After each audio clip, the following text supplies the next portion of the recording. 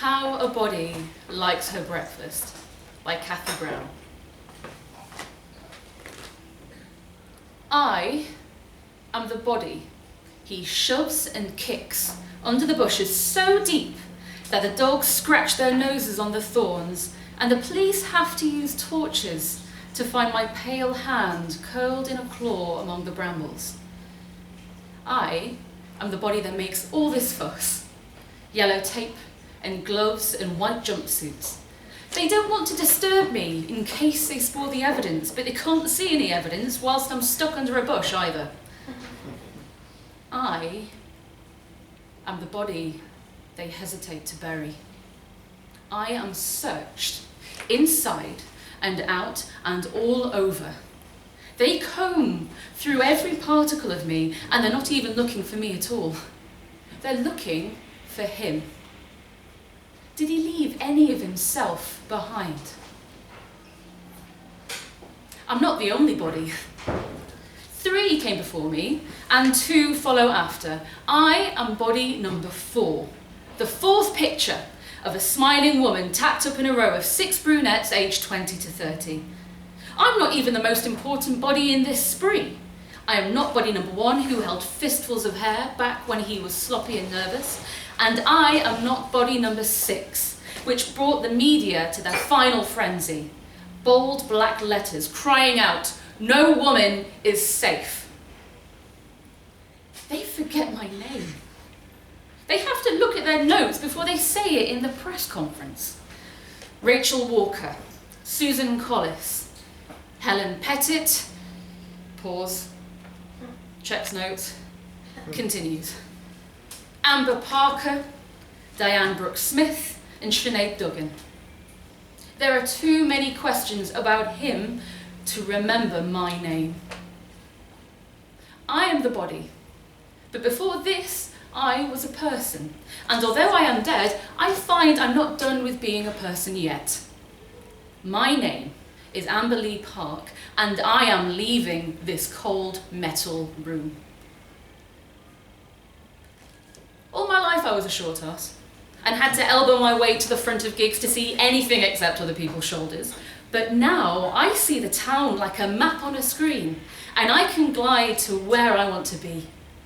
I know exactly where to go. I am burning hot.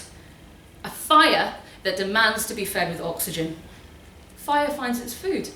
I remember that from the health and safety day at work. Fire finds its food. I am the body, and I am fire, and I am Amber Lee Park, and I know what will feed me. A tiny sandwich bar on Gisborne Road, wedged in between the chemist and a hairdresser's, a counter, and 3 tables, and there is my man, sitting by the window, intently scrolling a phone. He looks up as I sit, but he immediately jerks his head back down as if he'd just been caught looking into a stranger's window. I lean back, tipping the chair to a precarious balance on its rear legs. From this angle, I can take in the whole picture of him. Shirt, tie, obviously dyed black hair, faint pink scratches running along his left cheek, a bead of sweat forming between his groomed eyebrows. "You're not better than me, you know," I say conversationally. "How old are you? 30? 35? Did you know I have a mortgage on my own? Did you have a mortgage at 24? Not many people do, you know, especially not people on their own. Especially people like me who flunked their GCSEs.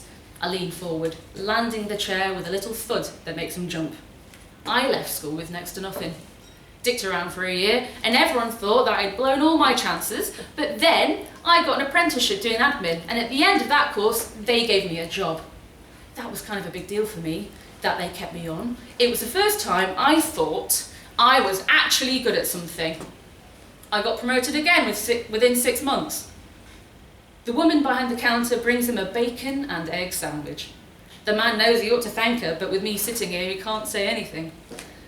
Oh, bacon and egg, good choice. But here's how to make my favourite breakfast. He's looking at the door, so I tap his hand with a teaspoon. He flinches, and stuffs his hand under the table. "Listen up. 2 slices of white bread, not brown, lightly toasted, smeared in butter, real butter, not spread. 3 slices of bacon, 2 hash browns. I don't need any ketchup or sauce. The grease and butter stop it all from being too dry, but it is so salty that you need a can of Coke afterwards. Full fat, not diet. Did you get all that? I'll tell you again so you can remember." I tell him again. I also tell him my routine for going out clubbing and what I carry in my handbag and how I love horror films, but I always have to watch Mean Girls afterwards, otherwise I get nightmares. All the time I'm talking, fresh drops of sweat burst out along his forehead, and he's shaking so much that he can't pick up his sandwich without the egg going everywhere. He keeps looking around for help, but no one does anything or even notices him. I'm just about to tell him that yoga is not for me, but then he bolts out the door. I don't mind. I don't like yoga, but running's all right. He pelts it down the street, looking ridiculous in his suit, but I keep up, no problem. And when he dives into his car, he finds me, sitting in the passenger seat with my feet resting on the dashboard. My best ever road trip was when we all went to Edinburgh for Josie's 18th. There were 4 of us, Josie, Olivia, Emma and me. That was before Olivia and Emma fell out, and we belted out all the best hits from Elton John all the way there. Oh, that was a fab weekend. Here's my advice though, don't drink 2 bottles of wine before you go to see a stand-up because it is dark and you have to concentrate. "Go away, just go away," he whispers, gripping the steering wheel and staring straight ahead. I lean in real close, my lips almost brushing the lines in his cheek carved by Sinead Duggan's fingernails. Oh, I'm not going anywhere. Not until you get to know me properly. I pull back and get comfy in my seat before continuing. I was born on the 1st of April 1990, and my dad says that's why I've always been a bit of a joker. He cracks after 5 days and turns himself into the police. I go with him to the station and tell him about the time that Josie and I put our empty cider cans on top of a parked police car and thought we were badasses. My man only confesses to the murder of Rachel Walker, but that is enough for the police to make a case for all 6 of us. Sinead's scratchy fingernails did her job well. I tell my man to plead not guilty for the other murders, even my own murder. I want a trial, and I am very good at getting my own way. My man didn't know that about me when he clamped his hand over my mouth and dragged me away from the streetlight, but he knows it very well now. I am with him when his solicitor begs him not to take the stand. My man is terribly thin now. His hair all wispy and shockingly white, and the skin around his eyes is so droopy. I think his eyeballs might actually topple right out of his head at any moment. I'm quiet just long enough for him to say, "I have to take the stand." Then I pat him on the back and tell him, "Mum doesn't cook Christmas dinner for us all anymore. And instead, we have a massive family buffet and all the best party nibbles, and it is my job to make the banoffee pie."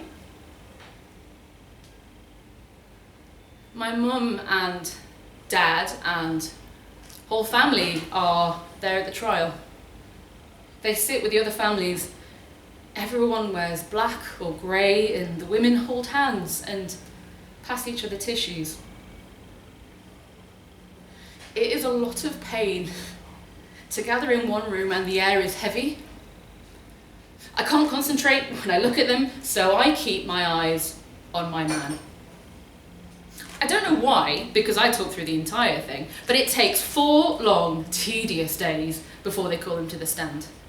He shuffles up there, head almost buried in his shoulders. He confirms his name and swears his oath. I stand next to the prosecutor, leaning on the wooden frame, looking up at him. He fixes his whole attention on my face. This is it. We are both ready. The prosecutor asks my man what he does for a living, but I say, "When's my birthday?" Amber Lee Park was born on the 1st of April 1990, and her dad says that is why she is such a joker, recites my man. A satisfying gasp erupts all around us. Amber Park, says the prosecutor. Your fourth victim. Tell them what my name means, I say. Amber Lee Park. Amber means jewel. Lee means meadow. Park just means park. So her full name means Jeweled Meadow Park, which made her think of a field full of poppies at sunset. She never told anyone that. She thought people might think she was fancying herself something she wasn't. Then you did know Amber Park? I mean, Amber Lee Park, asks the prosecutor. I didn't know her, he cries out. But I do now. No one wants to hear about you. I scold him as the judge scolds everybody else for the noise that is bubbling up behind me. Tell them about my mortgage. She got a mortgage when she was 24. She was very proud of herself for that. She saved for 2 years and used the government's Help to Buy scheme and a gift from a grandma to pay the solicitor's fees. It was a 2-bedroom house in Stanley Street. The defence points out that my man is not answering any of the questions. Oh, I don't mind at all, injects the prosecutor. The judge turns to my man and tells him he would be wise to listen carefully and to answer the questions he is asked. Before the prosecutor knows what to say next, my man is telling the court how to make my favourite breakfast. He gets every detail right, even down to the full fat Coke. Every newspaper and every site where fingers tap to find out what's going on is filled with the details of me. Everyone had thought, correctly, that all the women had been random victims in the wrong place at the wrong time. But now they ask, how did he know so much about Amber Park? They study my life, search me out and write everything down. He is still there too, of course, his name injected into the black and white lines that tell my story. I don't want him there, but you can't have everything you want in life. They compare their findings with his evidence and prove his testimony true.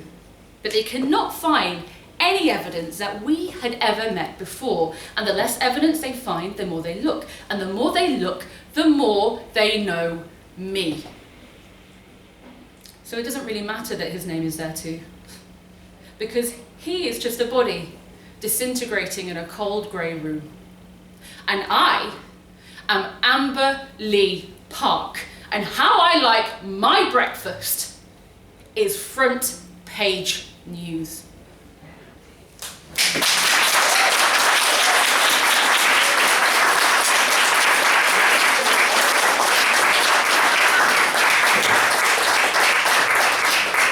Thank you, Kim, and thank you, Cathy, the author who cannot be with us tonight, but that was boom.